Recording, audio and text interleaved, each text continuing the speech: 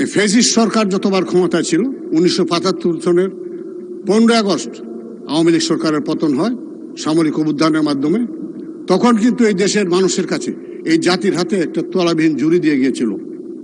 সে একই কায়দায় 2024-এর 5 আগস্ট গণ আন্দোলনের মধ্য দিয়ে শেখ হাসিনার বিদায় পালিয়ে যেতে বাধ্য হয়। তখনও এই শেখ হাসিনা এই জাতির হাতে একটি তলাবিহীন ঝুড়ি দিয়ে গেছে। এই বিধ্বস্ত অর্থনীতির উপর আমাদের যাত্রা শুরু। আমি আশা করব আসুন বিভেদ অনৈক্য নয়, সবাই মিলে এই দেশকে গড়ি, এই দেশকে সামনের দিকে নিয়ে যাই। আজকে জুলাই আগস্টের বিপ্লবের যে প্রথম ধাপ, একটি অবাধ এবং সুষ্ঠু নির্বাচন, এই দেশে সেই নির্বাচন অনুষ্ঠিত হয়েছে। এই দেশে একটি গণতান্ত্রিক সরকার প্রতিষ্ঠিত হয়েছে। আমরা আশা করি আমাদের প্রাণপ্রিয় নেতা মাননীয় প্রধানমন্ত্রীর নেতৃত্বে আমরা এই দেশটাকে সামনের দিকে এগিয়ে নিয়ে যাব। আজকে মাননীয় বিরোধী দলের নেতৃবৃন্দ সংসদ সদস্যগণ বসে আছেন। আমরা কিন্তু এই সরকারি আসনে আরো বহুবার বসেছি, আমাদের দল। আপনারা কিন্তু প্রথম এই বিরোধী দলের আসনে। এই ফ্যাসিস্ট শেখ হাসিনা সরকার আপনাদেরকে কিন্তু বসতে দেয় নাই। 75-এর 15 আগস্টের পূর্ব পর্যন্ত আপনাদের রাজনীতি নিষিদ্ধ ছিল। আমাদের প্রিয় নেতা শহীদ রাষ্ট্রপতি জিয়াউর রহমান বহুদলীয় গণতন্ত্রের প্রবর্তন করেন এবং আপনাদেরকে সহ যেসব রাজনীতি নিষিদ্ধ ছিল তাদেরকে রাজনীতি করার অধিকার দেন।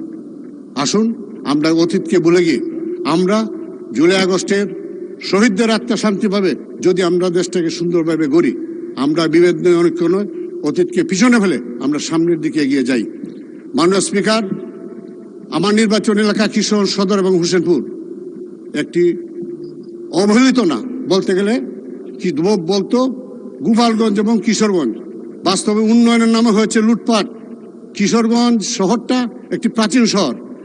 এই শহরের মাঝখান দিয়ে একটি নদী প্রবাহিত, যে নদীটির নাম নরসুন্দা। এক সময় নদীটি খরস্রোতা নদী ছিল। এই নদীতে বড় বড় পণ্যবাহী নৌকা আসতো বিভিন্ন পণ্য নিয়ে। এই নদীতে মাছ মারত জেলেরা, অনেক জেলেরা জীবিকা নির্বাহ করত, কিন্তু এই নদীটি আজ মৃত। এই ফ্যাসিস্ট সরকারের আমলে লেক সিটি নির্মাণের নামে নদীটাকে খালে পরিণত করেছে। আজকে এই নদীটা দখলে দূষণে একদম মৃত।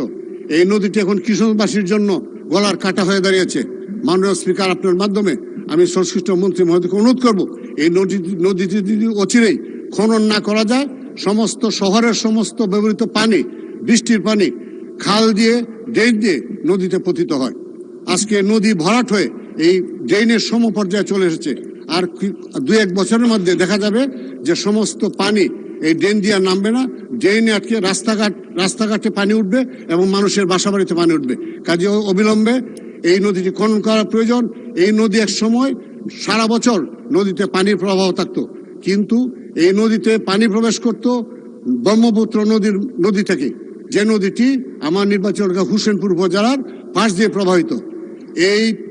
এই প্রবেশ মুখে বাদ দিয়ে ব্রহ্মপুত্রের পানি প্রবেশে বাধা প্রদান করা হয়েছে। এখন আর পানি প্রবেশ করে না, যে কারণে এই নদীতে আর পানির প্রবাহ থাকে না। আমি অনুরোধ করবো মাননীয় স্পিকার, আপনার মাধ্যমে সংশ্লিষ্ট মন্ত্রী মহোদয়কে এখানে বাদে একটি স্লুইস গেট নির্মাণ করে দিলে তাহলে সারা বছর অন্তত পানির প্রবাহ থাকবে এবং ময়লা আবর্জনা সব ধুয়ে মুছে যাবে।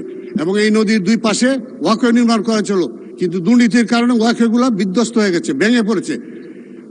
আংশিক কিছু কিছু জায়গায় যদি ওয়াকওয়েগুলো পুনর্নির্মাণ করে দেওয়া হয় তাহলে কিশোর শহরটা অত্যন্ত সুন্দর শহরে পরিণত হবে।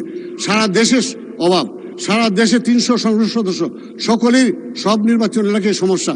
তারপরেও এই সমস্যার মধ্যে আমাদেরকে এগিয়ে যেতে হবে। আমার কিশোর সদর হাসপাতাল এটি 100 শয্যা বিশিষ্ট ছিল।